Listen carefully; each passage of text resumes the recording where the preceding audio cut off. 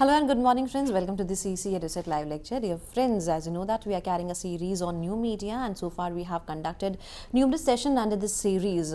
Hope you have seen all the lectures as lectures are there for you on the YouTube. So taking the series forward, today we would be talking on social news gathering and verification. And for this very discussion, we have once again with us in our studios Dr. Anubhuti Yadav. Dr. Anubhuti Yadav is Associate Professor in New Media and Technology, IIMC. So let's welcome our guest, Dr. Anubhuti Yadav. And let's try to understand today's topic, social news gathering and verification. Hello ma'am, welcome to the EduSet lecture. Thank you. Good morning everyone. Today we'll be talking about social news gathering and verification.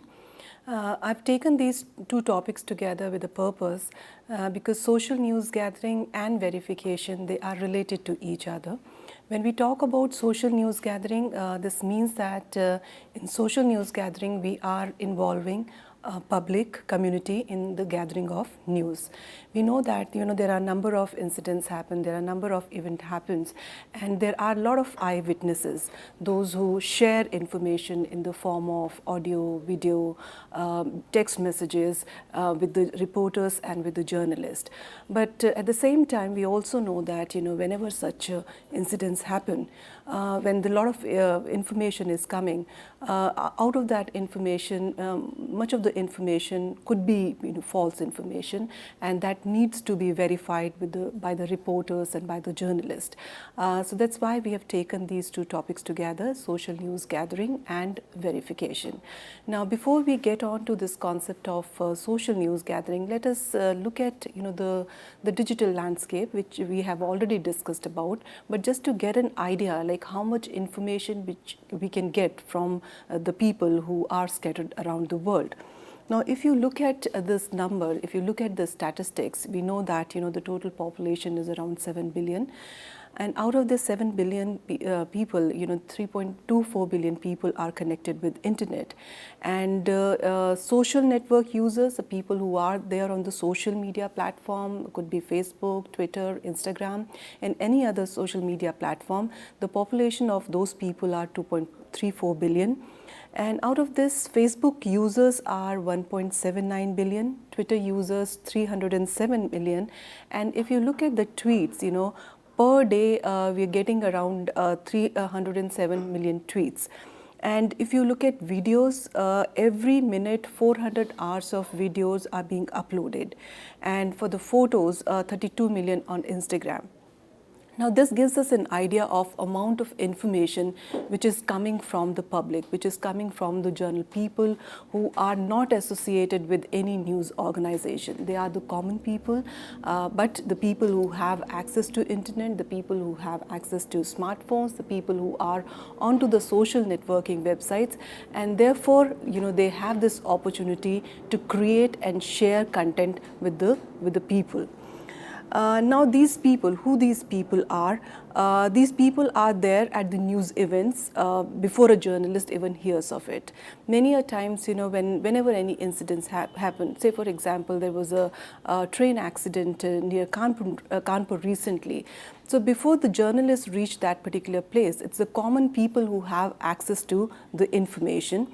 And they also have access to smartphones nowadays, and because they have access to the smartphones, they are in a position to click, record and share something which is happening in their own locality, in their own area. Now the number means huge amount of information, but there can be a huge amount of false information shared online. So the moment we say that yes, they have access to all these technologies and technical gadgets, we can always say that there will be huge amount of information coming from that particular place, but at the same time there could be a lot of false information coming from that place, and there could be number of reasons for sending the false information. There are a number of people who do it for fun, but there are a number of people who just want to take the credit that okay fine, they send that particular particular information, and in the process what they do, they might send information which is not a new information. For example, a photograph of an accident. So just because they want to show that yeah, they were the one who posted that particular photographs, what they do, they pick up the photograph of some older accident and they share it on the Facebook or any of the social media site. So which means if a large amount of information is coming, at the same time the false information is also coming to the journalists and to the reporters. Now, the huge amount of false information shared online poses a lot of challenges for the reporters, for the journalists, and for the news organizations. The challenges are many, which means that if a photograph is being shared, if a video is being shared, to verify those photographs, those videos, I mean, it's a difficult task, because when you look at the web, there's a lot of content available there, and to find out which one is correct and which one is not, it's a difficult process. Now, what are the challenges? One is like, whenever a story breaks, a journalist, there are certain questions in front of a journalist or a reporter. One is that how to reach eyewitness, because that's very important. Only eyewitness can give, the lot of information of something which is happening on ground. How to verify the claims. There are a lot of people who will be talking about number of things. I mean, and these claims could be from the eyewitness, these claims could be from the politicians, and these claims could be from the different local news organization also. So how to verify these claims? Then how to approach people in that movement. This is something which is very important, which means that if you're talking about an accident which had happened at a one particular place, how to approach those people, or maybe like certain protest which is happening at a one particular place, how to approach these people, because these people might be very scared at that moment. So how to interact with them, how to get information from them, that is another challenge which is being faced by journalists and reporters. And also how to know about the original uploader. For example, the moment the protest happens, or the moment accident happens, or there is certain event which is taking place, there are a lot of images related to that particular event or an accident, or there could be a lot of videos. So how to find who is the original uploader of that particular content? That's a challenge in front of journalists and reporters, and that is something which they need to find out. And also how to combat the spread of false information, because the moment that information is there on WhatsApp or Facebook or Twitter, it becomes very easy for the spread of that particular information. It's very fast because of the technology available and the way people share information with each other. So whose responsibility is this? So the question which we had just discussed, the challenges which we had discussed, so whose responsibility is this? The responsibility in a news organization is of a social media editor, and Alastair Reid, managing editor of First Draft, has actually explained this very beautifully. Like when we talk about all these questions, challenges, so who is responsible for this? Who is going to react to that particular thing? And he says that many of these questions traditionally fall on the shoulder of a social media editor, tasked with the steering their outlet's digital ship through a swelling, screaming sea of networks and communities. Various map and compasses for the task are emerging, yet without more trained hands on the deck, the going is tough or rough. So which means that, yes, that's a job of a social media editor, but we need a lot of people who are trained in the skills of verification. They need to know how to verify the content which is coming their way from the social media platform. So now we'll come on to how to verify the images. As I said that there are a lot of images coming from different platforms. So if we have to verify those images, when we talk about the verification, there are a number of things involved in that. First, whether that particular image is from the area where the eyewitness is saying that it is from that particular area. Then it could be like who uploaded that image, who is the original uploader of that particular image, when this particular image was clicked, where it was clicked. So all these things have to be taken into consideration while verification of these images. So now we are going to talk about certain ways through which we can verify images which are available up on the web. So when I'm saying it's available up on the web, it could be on any website, it could be on any news website, or it could be on any of the social media platform. When I'm saying images, we are talking about the images which are available on the web, which are and it should exist online. And we need to know whether there is similar looking images are available on the web related to that particular image. So there are several methods to perform reverse image searches. If you are a Google Chrome user, simply right click on an image and select search Google for image. Now till now we've been focusing on searching content on any of those search engine, and the content is mostly the text-based content, but we have never searched the content through images, and this is what we are talking about. We're talking about the reverse image search. In this, what you can do is that you can search content with the image. So your results will include similar images. The moment you'll reverse search image, whatever the results will come, it will be the similar images, sites that include image, and the other sizes of the image you have searched for. Now this is the image which I have taken from one of those social media posts, and this image is of a person, of a lady who is jogging. Now if you have to find out whether this particular image is available on the web and whether the visually similar images are available on the web, what you have to do is you just have to go to this particular image and you have to right click, and then you have to search Google for image. The moment you will click this button, you will get these results, which means that image is there. In a way, we have uploaded this particular image there up on the web to find out the similar images. And here you can see these images which are available here, and you can easily make out that this image was used earlier in one of the advertisement.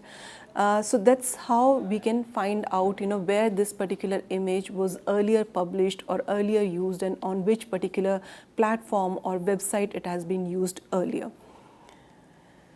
Another way is of finding images is you can go to google.com/images. You can click on the camera icon at the end of the search bar. As I said that till now we've been focusing on searching content by typing text, but if you'll go to a search bar, there is a camera icon there. You just have to click on that camera icon and you can upload a screen grab of the image.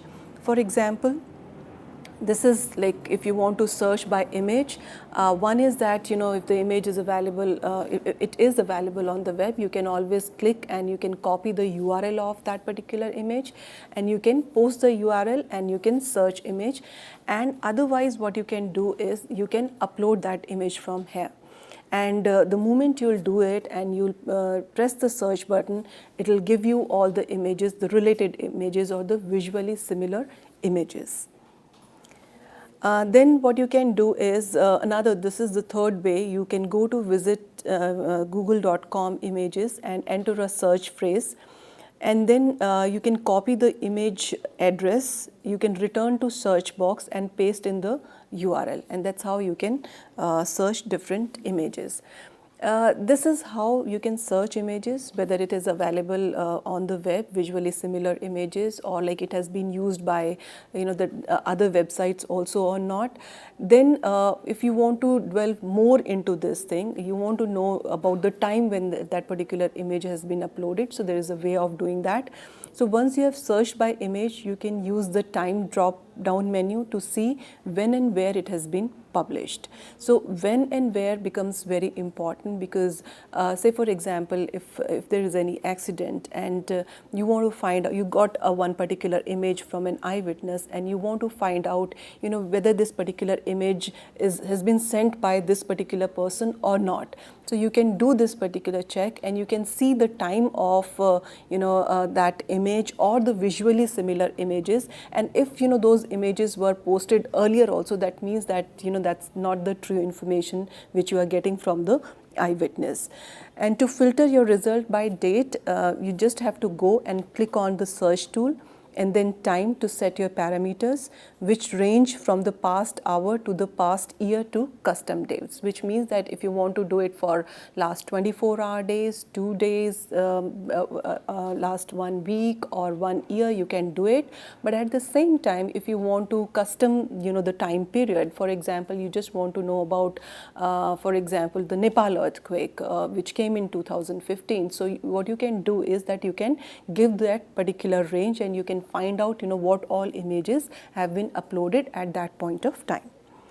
Now this is how you have to do it. You just have to go to this tool button and then you can the time is there, anytime, past hour, past 24 hours, past week, past month, past year, and this is how you can customize date range. So if you want to get the images from one particular time period, then you have to customize those date range also.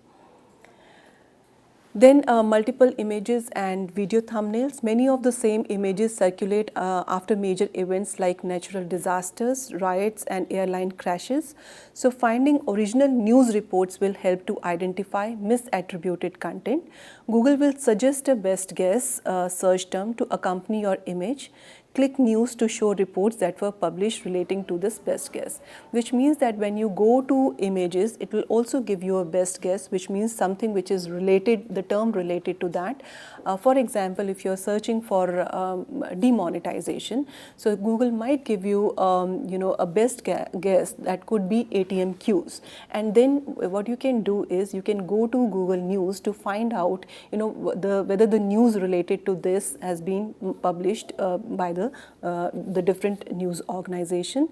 And when you are looking to verify a video, try running a reverse image search of a video thumbnail. Now this is what I was actually talking about. For example, if you search for demonetization, it will give you a best guess for this image. The best guess for this image was the ATM queue, and then you can go to news organization to find out what all news had been covered related to this particular concept or image and where all this image had been used earlier. Then another important thing is reverse image search on mobile. Many a times it happens that you are in the field, you are reporting on one particular issue, and then you get someone calls you up and tells you about one breaking story. So at that point of time, you do not have access to your desktop, but you have access to your smartphone. What you can do is, the moment you get any image from any of the social media platform or from any of the source or eyewitness, you can always cross-check that particular thing.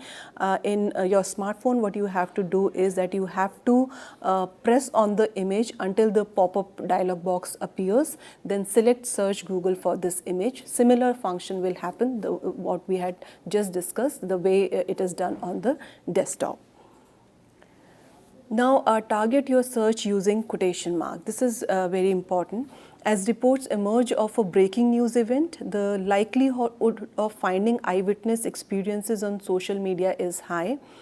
Leveraging multiple sources to verify a story is always a good practice. So it's not that when you're getting an information and from one source and you try and believe that particular thing. It's always good to explore different platforms, different sources, because this will tell you whether the information which you are getting is accurate or not.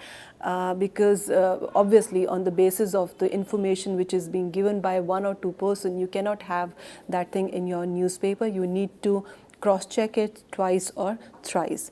So to improve your search skill, try grouping words together using quotation mark to find a particular phrase.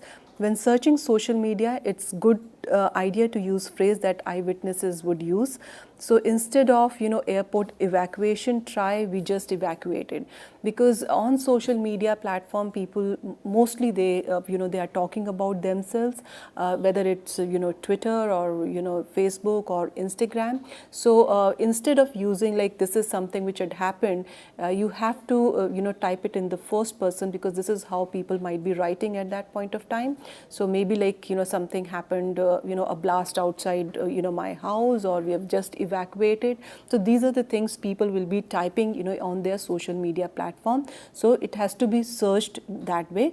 So whatever the phrase is which you think that the eyewitnesses or the people at that particular place might be writing, you just write that and then enclose them in the quotation marks.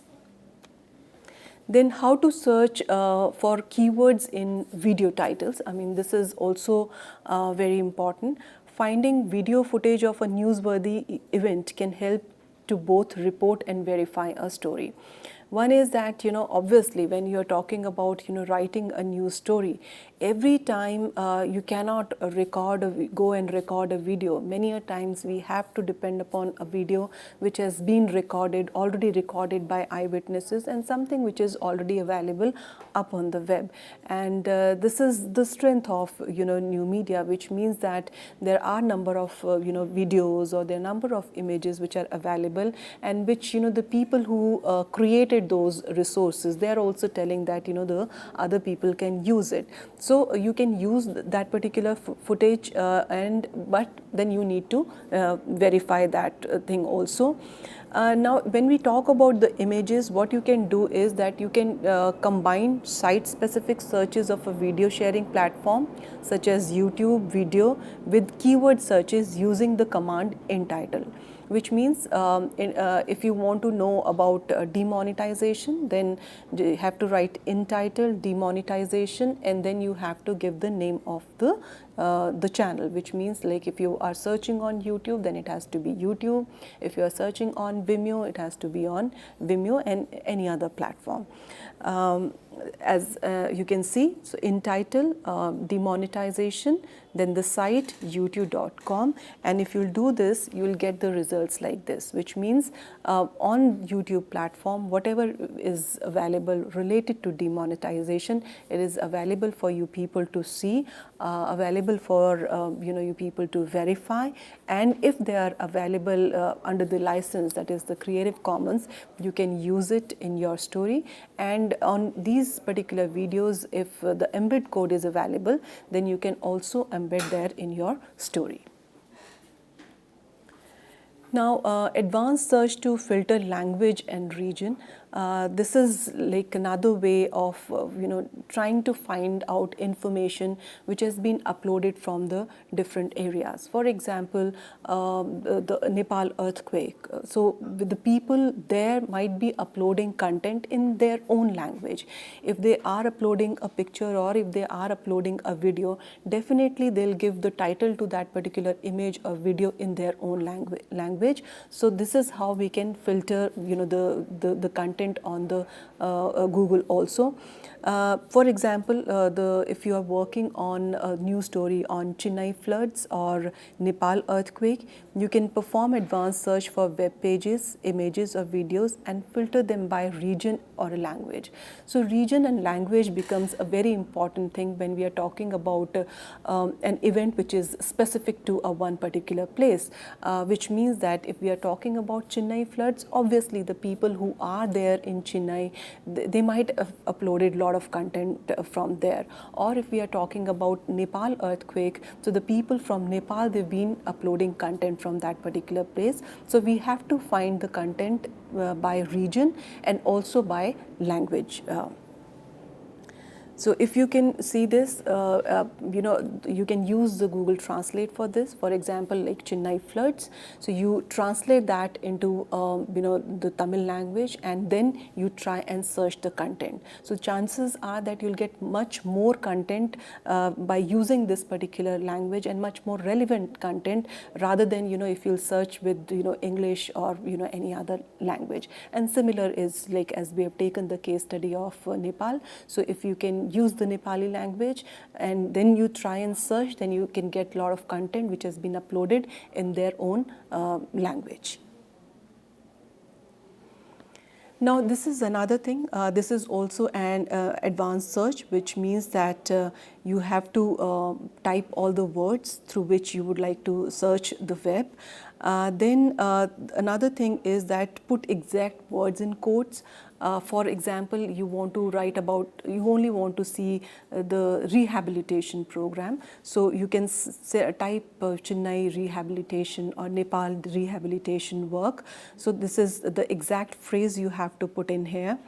Then you can also minus the words which you do not want, which means that if you want very specific and you feel that the moment you talk about Nepal rehabilitation, there are certain other things will also appear, you can always minus those particular words, then the Google will not search related to those particular words. Then language, which means that you can narrow your results by language. You can use any language, and it's always better to use the language of that particular area or nearby areas to find out the relevant content.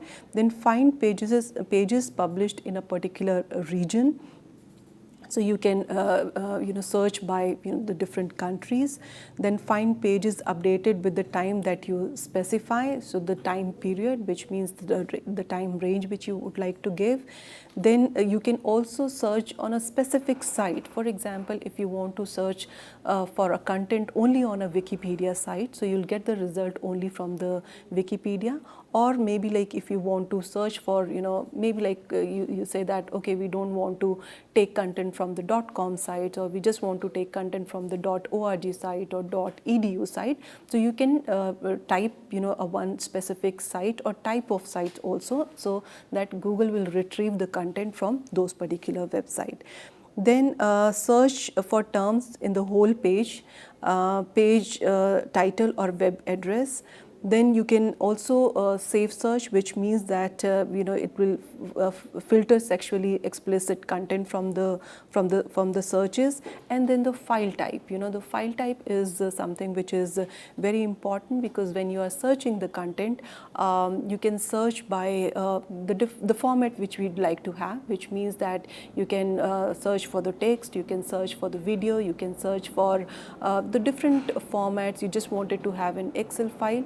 So it depends, what kind of file type do you want. So these are the advanced searches, and till now we've not used this particular thing, because the only way we search Google is by typing the text search query. But there are a number of ways of searching images and videos. This was about how to search images. We'll talk more about how to find different type of images and verifying images up on the web and the video little later. Thank you.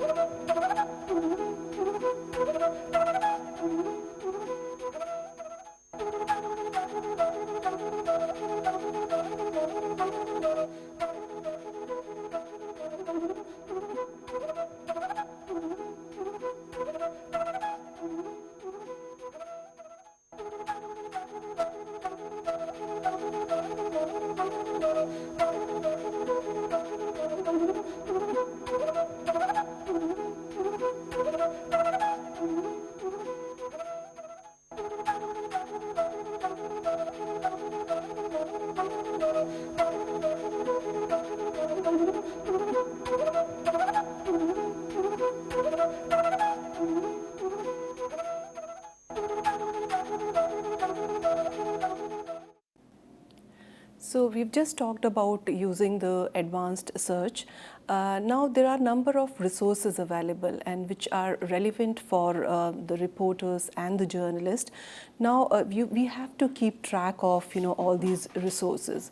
For example, if you are using Google Translate, or if you are using Google Trends, or if you are using images, advanced search very often, then you need to bookmark those particular platforms, so that next time when you have to use it, it will be easy for you to use those particular platforms. So this is another thing which you have to keep in mind, which means keeping track of the latest resources which are available. There are number of digital tools, there are number of platforms which you can always bookmark. So when you are when you have to verify certain things, you don't have to go to the web and search for the those platforms again, because you have already bookmarked them. So that's the one thing which you have to keep in mind. So it's a good idea to create a folder in your Chrome bookmarks to save new sites and resources. Now, how to geo search YouTube? We've just talked about the images, but now if you have to geo search YouTube, which means that if you have to find out from where one particular video has been uploaded, how we are going to do that. Now, if one of the quickest ways to verify newsworthy footage is to find multiple videos of the same event. While it is not possible to search by location within YouTube, the open source Geo Search tool on GitHub enables you to run searches in seconds.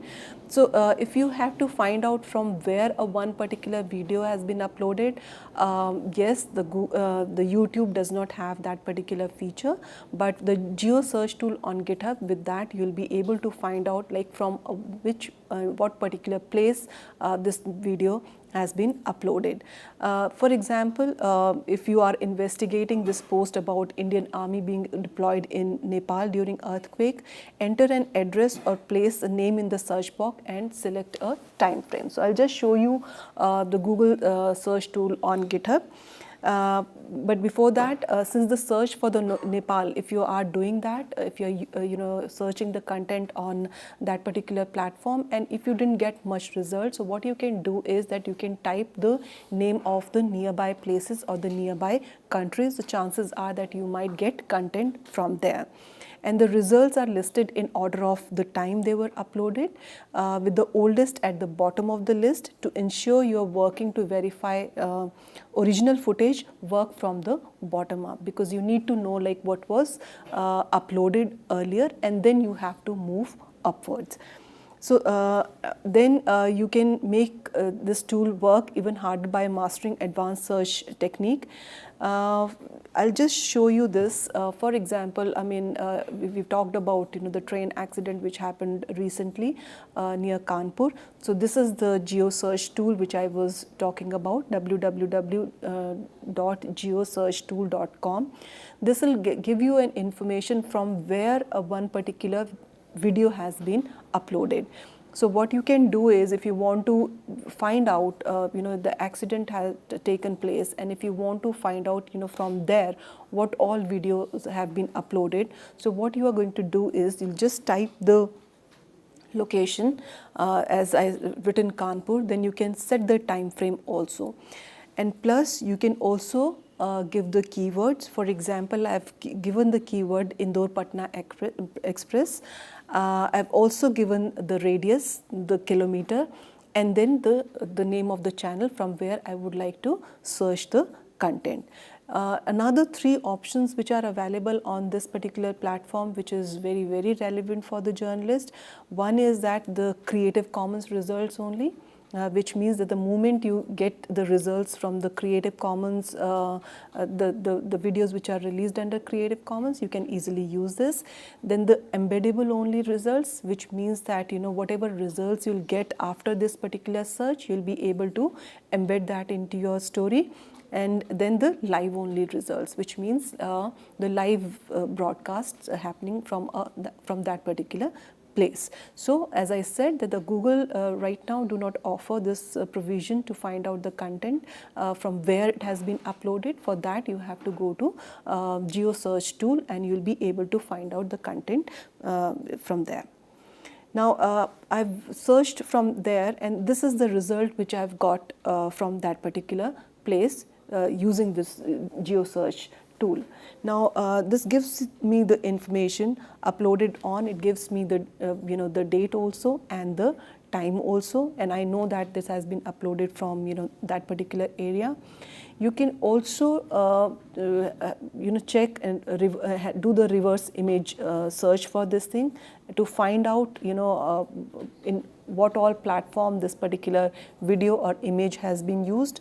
I've done search for one particular image. You can have a look at that particular thing. Now I've done the reverse image search for a one image, and I was surprised to see that this particular image was used by a number of platforms, and that's an image of an accident. But the accident which I am talking about, it happened recently. But if you look at the content here, on the search result page, this particular image was used in 2012 also, 2015 also.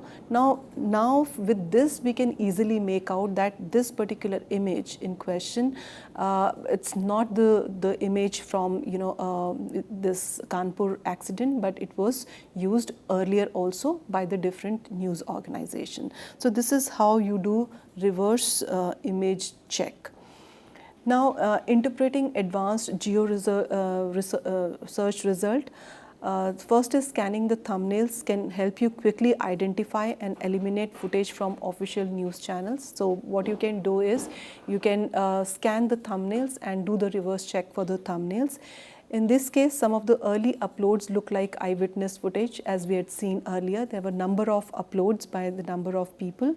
If you find identical videos, then find out which one was uploaded earlier.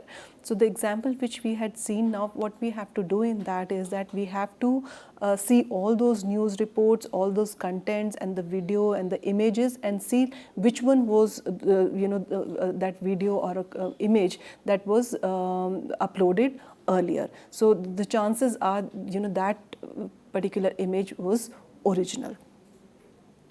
Now using YouTube Geo Search to research the uploader. Now uploader is also very important. Who has uploaded that particular information? That is something we need to know. And this can be done by clicking on the channel link, because for when you are searching and when you are geo searching that, there is a link of that particular channel. When you will click on that channel, you will be able to know that who is owning that particular channel. You have to check their username and recent comments to establish whether they are likely to be genuine eyewitness. Also review their upload history to see if they regularly post potentially viral or scraped video. This is something which we have to do if we really want to find out that the uploader is a genuine uploader, or like the person is in the business of the scraping a video from somewhere and then passing it on. Another very brilliant verification tool is the Amnesty International YouTube Data Viewer. In this, what you can do is you can find the exact upload time for any video by copying pasting its URL, which means when that particular video was uploaded, the exact time of that. Times are shown in universal time, but by using date and time converter, you can calculate the time given at the given location. For verification purposes, remember that the upload time is often later than the time the video was shot. This is something which we have to keep in consideration. So this is the website, which means if you want to know the exact time when it was uploaded, you just have to give the URL of that particular video, and you will be able to know the upload date and the time of that particular video.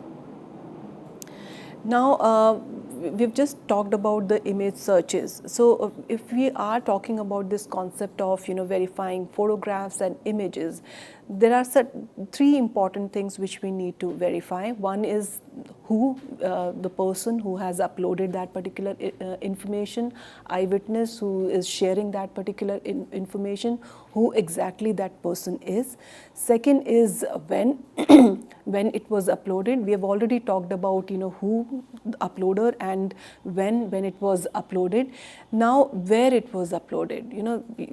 There are chances that the person is saying that I'm at that particular area wherein that incident is happening, but he might not be there at that point of time. So we need to know that the photograph that person is sending exactly belong to that particular area or not. So how to verify that where aspect of these photographs and images? Google Earth is a very important tool. Newsworthy images that emerge in social media often contain visual clues such as buildings or landmarks that will help you establish the locations. So whatever the image you will see, you just have a look at the background. It will give you number of clues. There might be some monument behind that.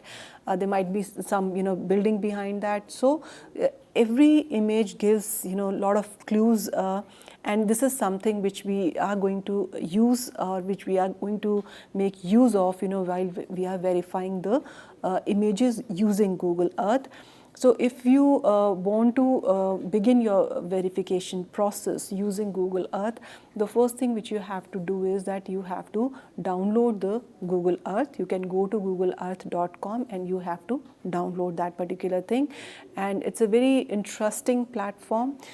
You can have a look at this. The moment you go to this platform, you'll see the globe. And the moment you will type in a search query in the sense that moment you'll type one particular place, it will take you to that place. And there are number of features available in Google Earth.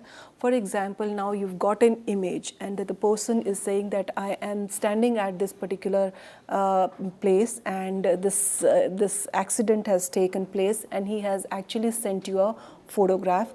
What you can do is you can cross-check that particular thing by looking at that photographs and by collaborating with the features which are available when you go through Google Earth. Now we talked about that Kanpur train accident, and this is something which you can make use of. This is the railway line, and I just googled that particular place wherein the accident had happened. Now you can always go to this place and find out and just try to get the clues which are there in the photographs which has been sent by the eyewitness. Now it also offers a lot of other things, which means that if you look at this particular picture, there are a lot of small icons of photographs, and when you click on those photographs, it will give you the different photographs of that particular place. And now these photographs are uploaded by the community members. For example, using Google Earth, if you want to upload photographs, you are also in a position to upload photographs, and that is like through Panoramio.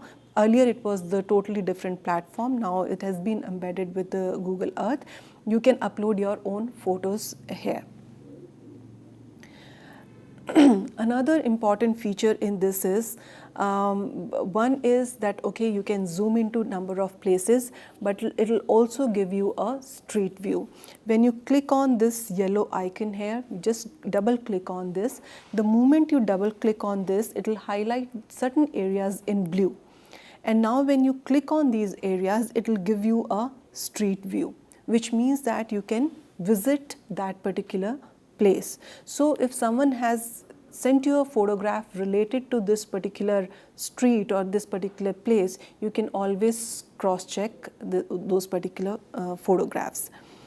Other features which are available is that there are certain layers, if you can see here, and you can see those particular content here on the Google Earth, which means that the borders and labels are there, places are there, photos are there, which means that if you go to a map, you'll find number of photographs. 360 cities, roads are there. If you just want to know about the roads of which are there in that particular area, so you can highlight roads, and only the roads will be visible. In fact, they'll be highlighted, and 3D buildings. So which means that these are the layers, and it tells you what are the different ways of finding content there on Google Earth. Also, there is important feature available on Google Earth, which means that if you are exploring these particular images or platform, you can also record your tour. Say for example, you started with the Delhi and you are visiting certain places, you are having a street view also. So if you want to record that tour, you can record that tour. This tour can be used in number of ways. For example, you are doing a story, you can embed such tours in your story, because you want people to know that particular place, exactly where this particular place is located.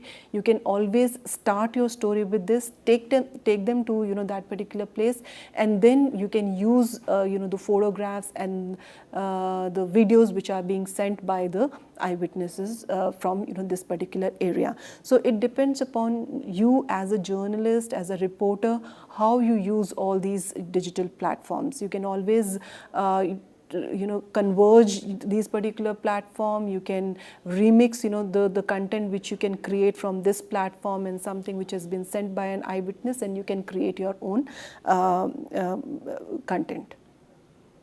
Now, examining image data, coming back to image. All digital image contain EXIF data, information gathered by the device, like from which you have taken the photograph at the point of the capture, such as time, date, latitude and longitude coordinates. Entering these coordinates into Google Earth will tell you straight to where the photograph was taken, which means that if you click on a photograph, it will give you the entire EXIF data, where the photograph was taken, the time, and if you take that particular information and you feed it into the Google Earth, it will straight away take you to that area wherein that particular photograph was clicked. The only problem is that when you talk about the social networking site, they usually strip off the photographs or videos with this data. So we can use some another platform to know the EXIF data of one particular image. So there's this one platform which I'll share with you, that is called the exif.com. It's not there. Exif.com, wherein if you go to that particular platform, you just upload the image there, and it will tell you the entire information related to that particular image. Now, coming on to verifying material in foreign languages.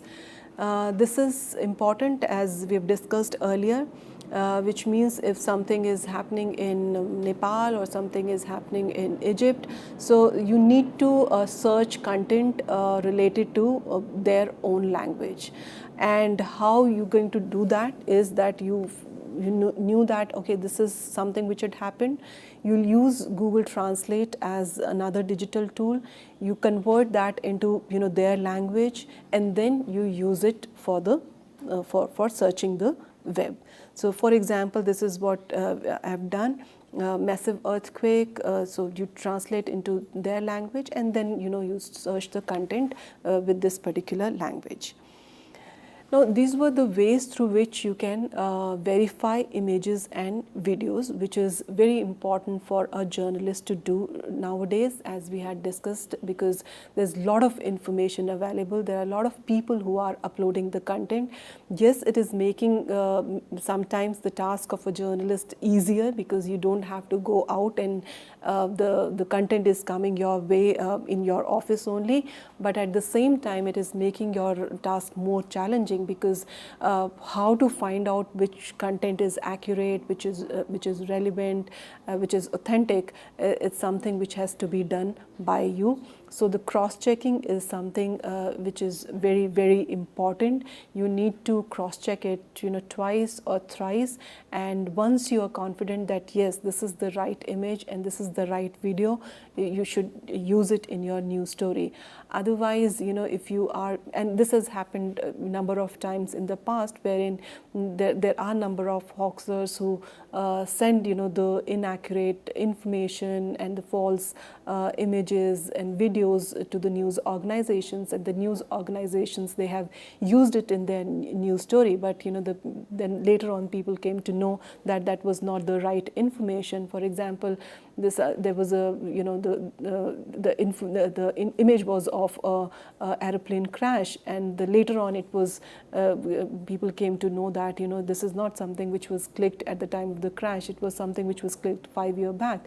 So to avoid such sort of instances, to avoid such sort of issues, there is a need to do a lot of fact checking, and because we know that the prestige of an organization depends on the kind of content which we are giving to our target audience, and it has to be accurate, because we are in the business of the dissemination of content. Our product cannot be inaccurate, and for this very thing, and because a lot of such issues are coming up again and again, and there are a lot of organizations which have been started, and these are like organizations which are based on fact checking. And this is one organization. I'll just share with you 5-6 organizations. The very popular, fact-checking organization. The first one is the Fact Check Org. This is a project of Enabler Public Policy Center. And you'll see, number of news stories here which are being, fact-checked by, this particular organization. And when we are talking about the fact check, I mean, it could be anything. It could be something which is coming from the social media platform, social networking, or, there are a lot of claims which are being made by a number of politicians and, scientists, when it comes to, certain scientific study and all. So there has to be some organization, or there has to be certain platform where we need to fact check those particular claims. So here in this, what you can do is you can ask fact check also. You can send your question, and they'll fact check it for you, which means that if you think that there is a politician and that politician is claiming something, or one particular party is claiming something, you can send this to this particular platform, and they'll fact check it for you. Then the second one is the PolitiFact, and this is the winner of the Pulitzer Prize. They've got the Pulitzer Prize, and most of the news stories which you'll see here, it's based on the politics and the claims which are made by the different politicians and the different political parties. And if you look at this, it has the different features, which means that there is something called truthometer, which means that after fact checking, they give, on a truthometer, they give their this thing that whether that particular news story is true or not. Then promises, there are a lot of people making promises, a lot of leaders who are making promises. So whether they are keeping their promises or they were the false promises. Then you have a pants on fire, which means something which is totally fake, which is totally incorrect. So this is the way they are, fact checking the information, and especially the information which is based on, the politics and political communication. Another website is the Opensecrets.org. So this is also based on the politics, Center for Responsive Politics, and they fact check the content related to the politics and what the different politicians are saying. Snopes.com is another platform. Here what you can do is that you can also submit a rumor. You've heard something and you feel that this might not be correct, so you can always submit that particular rumor, and you can check this particular website, and they'll fact check it for you, and they'll give the entire information to you. Another website is Truth or Fiction. This is, I mean, you can search it, and there are latest e-rumors, which means like e-rumors. It could be through social media network, or maybe like some tweets which are not correct. So they fact check that particular content, and then they provide their report. Then you have the Hoax Layer. Hoax Layer is basically, a lot of emails are coming, and there are a lot of social media hoaxes, internet scams, and they try and analyze, those particular scams, and they tell public, what was wrong and what was right.